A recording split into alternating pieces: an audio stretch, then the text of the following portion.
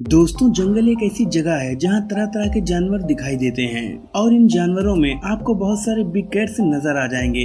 लेकिन वहीं अगर बात करें डॉग्स की, तो हमें कोई भी ऐसा वाइल्ड डॉग नहीं मिलेगा जो किसी लायन या टाइगर के साइज के आसपास भी आता हो। तो आखिरकार ऐसा है क्यों? जहाँ एक तरफ तो कैट्स अपने विशालकाय शरीर के साथ जंगलों में राज कर रहे हैं, तो वहीं दूसरी तरफ डॉग्स उनसे काफी पीछे छूट चुके हैं। आपको बता दें कि पृथ्वी पर एक समय ऐसा भी था जब यहाँ एपिसियोन नाम का एक विशालकाय कुत्ता राज करता था। डॉग्स जिस फैमिली से आते हैं उन्हें कहते हैं कैनिडी फैमिली, और ये कुत्ते 170 किलो के करीब हुआ करते थे, जो कि अब तक के सभी कैनिडी में से सबसे ज्यादा हैं। इसके साथ ही इन कुत्तों के जबड़े इतने मजबूत होते थे कि ये हड्डियों को भी चकनाचूर कर सकते थे, और इसीलिए इन्हें बोन क्रशिंग डॉग्स भी कहा जाता है। अगर इनके बिहेवियर की बात करें तो ऐसा माना जाता है कि बोन क्रशिंग डॉग्स वुल्फ की तरह ग्रुप में रहा करते थे, लेकिन इनके शिकार करने का अंदाज बिल्कुल शेरों की तरह था, यानी कि ये अपने शिकार के काफी नजदीक आकर उन पर अचानक से हमला कर देते थे। समय का पहिया घूमता रहा और फिर कैनिडीज की एक नई प्रजाति अस्तित्व में आई,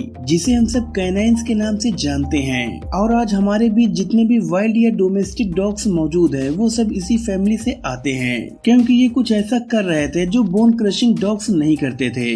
दरअसल ये अपने शिकार पर छुपकर हमला करने के बजाय उनका तब तक पीछा किया करते थे जब तक शिकार खुद थककर धराशायी न हो जाए। पर तब भी अगले कई सालों तक सभी कैनिडीज में बोन क्रशिंग डॉग्स ही सबसे सुपीरियर बने रहे।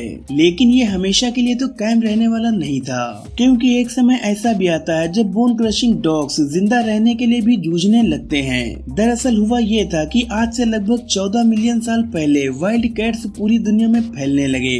वैसे भी बिग कैट्स कमाल के शिकारी होते हैं और इनका साइज भी बोन क्रशिंग डॉग से ज्यादा हुआ करता था। तो इसीलिए शायद बिग कैट से होने वाले कंपटीशन की वजह से इन्हें खाने की भारी कमी होने लगी, और फिर आज से करीब 2 मिलियन साल पहले आखिरी बचे बोन क्रशिंग डॉग ने भी दम तोड़ दिया। और वहीं कैनाइंस जो कि अपने शिकार को थकाकर मारते थे, उन्हें कभी भी खाने की कोई कमी हुई ही नहीं, और इसीलिए ये आज भी हम सबके आसपास मौजूद हैं। दोस्तों, आप सभी को मैंने वाइल्ड डॉग्स का ओरिजिन इसीलिए बताया क्योंकि इसी में इनके छोटे साइज का राज छुपा है। तो वाइल्ड कैट्स के बड़े और वाइल्ड डॉग्स के छोटे साइज के होने के रीजन को जानने से पहले हम इन दोनों के शिकार करने के अंदाज पर थोड़ा गौर करेंगे।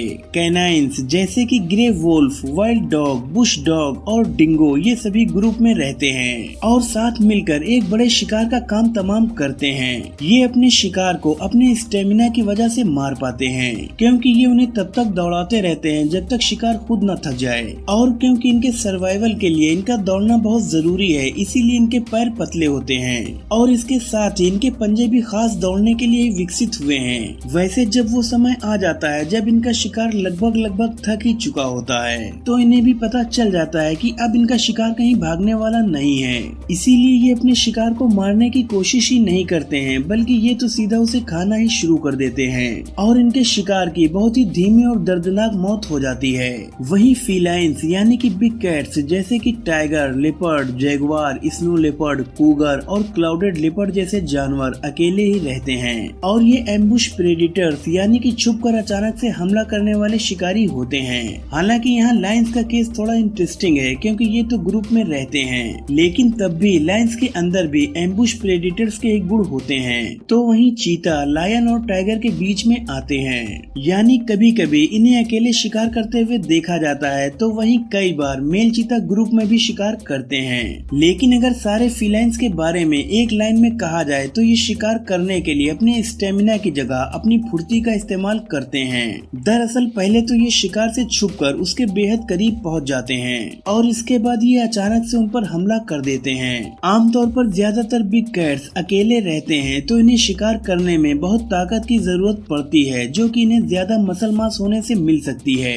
और फीलाइंस के शिकार करने के लिए जो चीजें सबसे जरूरी हैं, वो है मजबूत पैर और कंधे, और एकदम शार्प पंजे, जिससे ये शिकार को ज्यादा से ज्यादा नुकसान पहुंचा सकें। तो इसीलिए विशालकाय शरीर होना इनकी जरूरत थी। इसी वजह से ये बड़े और ताकतवर होते गए।